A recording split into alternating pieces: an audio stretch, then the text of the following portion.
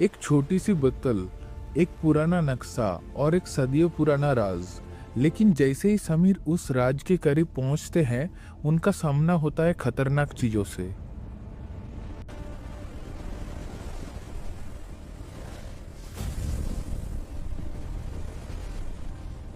2010 का समय था। समीर एक मेहनती लड़का था जो कोलकाता के सल्टलेक एरिया में एक मल्टीनेशनल कंपनी में सॉफ्टवेयर डेवलपर की जॉब करता था। एक दिन समीर और उनके 3 दोस्त परेश, सूरज और रूपक मिलकर गोवा घूमने का प्लान बनाते हैं। ऑफिस से 5 दिन की छुट्टी लेकर वो लोग गोवा के लिए फ्लाइट पकड़ लेते हैं। फ्लाइट में जाते हुए वो लोग प्लानिंग कर लेते हैं कि गोवा पहुंचकर क्या क्या करेंगे। Beach party, paragliding, speed boat, surfing और रात भर मस्ती।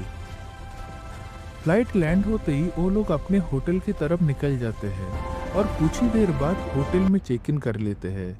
उस शाम वो लोग आसपास थोड़ा बहुत घूमते हैं और वापस होटल आके रूम में म्यूजिक चलाकर पार्टी और मौज मस्ती शुरू कर देते हैं। अगले दिन वो लोग अर्जुना बीच की तरफ जाते हैं क्योंकि परेश को सर्फिंग करना था। प्लान के मुताबिक वो लोग बीच पहुंचकर सर्फिंग, स्पीड बोट और भी कई सारी वाटर एक्टिविटीज करते हैं।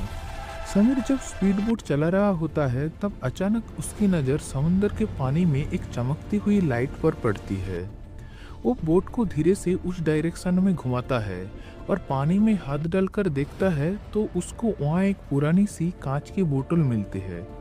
बोतल देखने में नॉर्मल लग रही थी, लेकिन उसका कैप बहुत ही अजीब था। कैप लकड़ी का लग रहा था, पर वो कोई आम लकड़ी नहीं थी। समीर बोतल लेकर बीच पर वापस आ जाता है और अपने दोस्तों को दिखाता है। सब मिलकर बोतल का कैप खोलने की कोशिश करते हैं, पर कैप नहीं खुलता। इसलिए वो लोग बोतल को साथ लेकर होटल के रूम में वापस आ जाते हैं और रूम में वापस आते ही समीर फिर से बोतल का कैप खोलने की कोशिश करता है और इस बार परेश, सूरज और रूपक भी उसकी मदद करता है और काफ़ी मेहनत के बाद कैप खुल जाता है।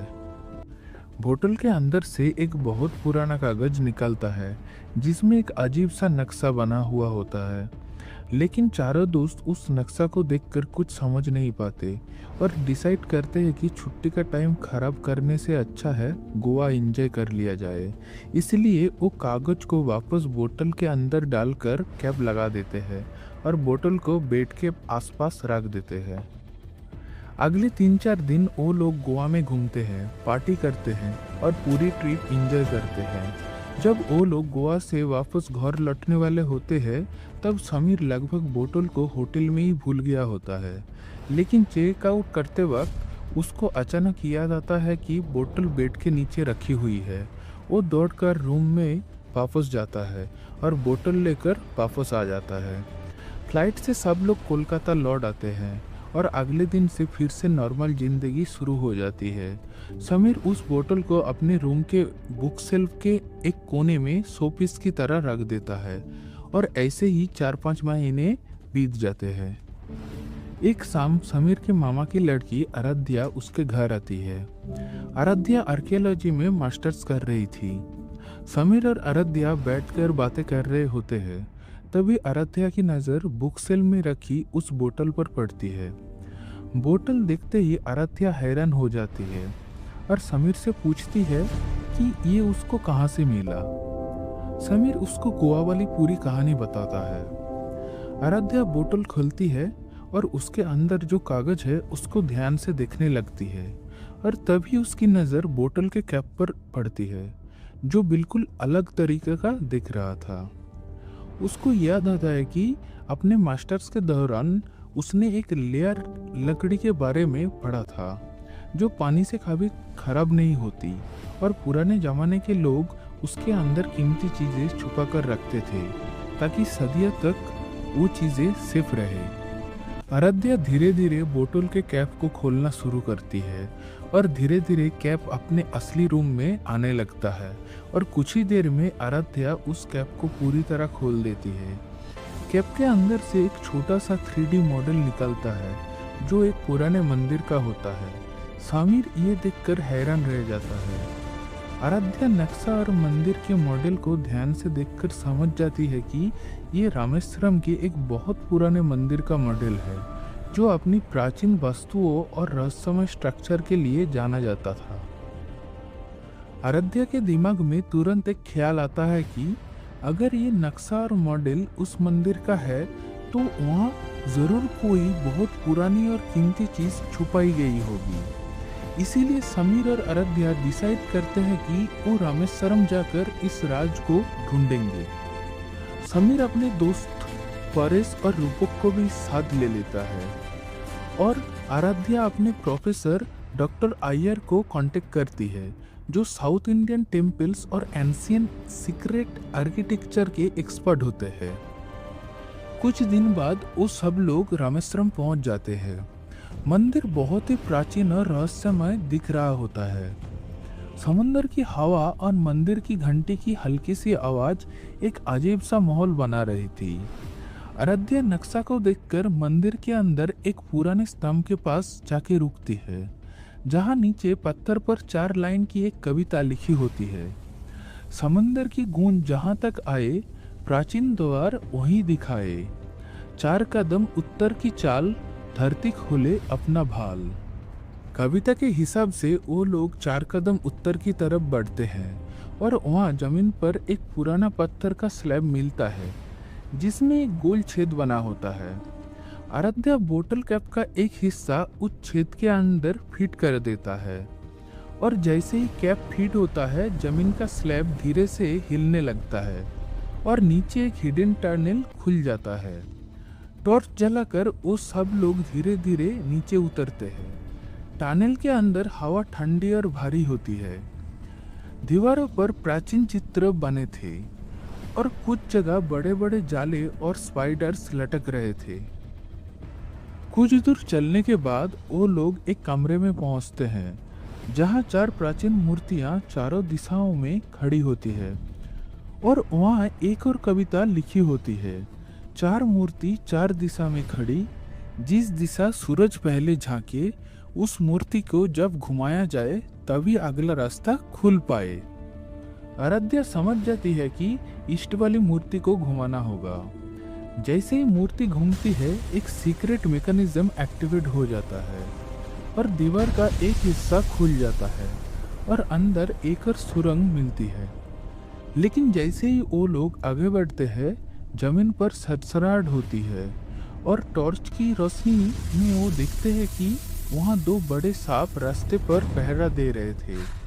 डॉक्टर अय्यर धीरे से एक मशाल जलाते हैं और आग की रोशनी से सांप धीरे धीरे पीछे हटने लगते हैं और सब लोग संभल कर आगे बढ़ते हैं। सुरंग के आगे एक बड़ा गुप्त कक्ष मिलता है, जहाँ सोने का कलश, अनमोल रत्न के संदूक और बहुत सारी प्राचीन देव देवियाँ की मूर्तियाँ रखी होती है और उन सब के बीच एक काला पत्थर का क्यूब रखा होता है, जिसमें अजीब प्राचीन सिंबल्स बने होते हैं। आराध्या जैसे ही उस क्यूब को हाथ में उठाती है, जमीन हिलने लगती है और एक और गुप्त सुरंग खुल जाती है। सब लोग हैरान हो जाते हैं और समीर कहता है कि लगता है असली राज अभी भी अंदर छुपा है। प्रोफेसर अय्यर कहते हैं कि क्यूब किसी दरवाजे की चाबी हो सकता है। तभी पीछे से एक आवाज आती है और अंधेरे से 3 आदमी गन्स लेकर बाहर आते हैं और उनके साथ खड़ा आदमी सूरज होता है। सब लोग शॉक हो जाते हैं। सूरज बताता है कि वो एक इंटरनेशनल ट्रेजर स्मगलिंग गैंग के लिए काम करता है और गोवा से ही बोतल पर उसकी नज़र थी और वो समीर के साथ सिर्फ खजाना तक पहुंचने के लिए आया था। सूरज आराध्या के हाथ से क्यूब छीन लेता है और सबको मजबूर करके उस अंधेरी सुरंग में ले जाता है। सुरंग के अंदर दीवारों पर प्राचीन सिंबल्स बने होते हैं और कुछ जगह बड़े स्पाइडर्स के जाले लटक रहे होते हैं। थोड़ी दूर चलने के बाद वो लोग एक बड़े पत्थर के दरवाजे के सामने पहुंचते हैं, जहां 4 लाइन की एक और कविता लिखी होती है। जिसे शक्ति का अलंकार हो, वो यहाँ कभी ना टिक पाए, जो बुद्धि और धैर्य से चले वही राज तक पहुँच पाए। दरवाजे के बीच क्यूब का शेप की जगह बनी होती है। सूरज क्यूब को उसके अंदर फिट कर देता है।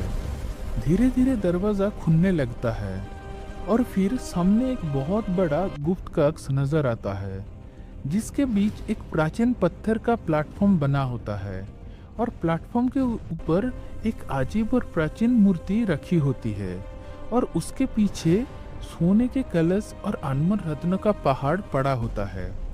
सूरज खुशी से हंसने लगता है और कहता है कि फाइनली दुनिया का सबसे बड़ा एंशिएंट ट्रेजर उसके सामने है। लेकिन जैसे ही सूरज मूर्ति को हाथ लगाता है, अचानक पूरी कक्ष में एक भयानक गरज सुनाई देती है और मूर्ति के पीछे का अंधेरा हिलने लगता है।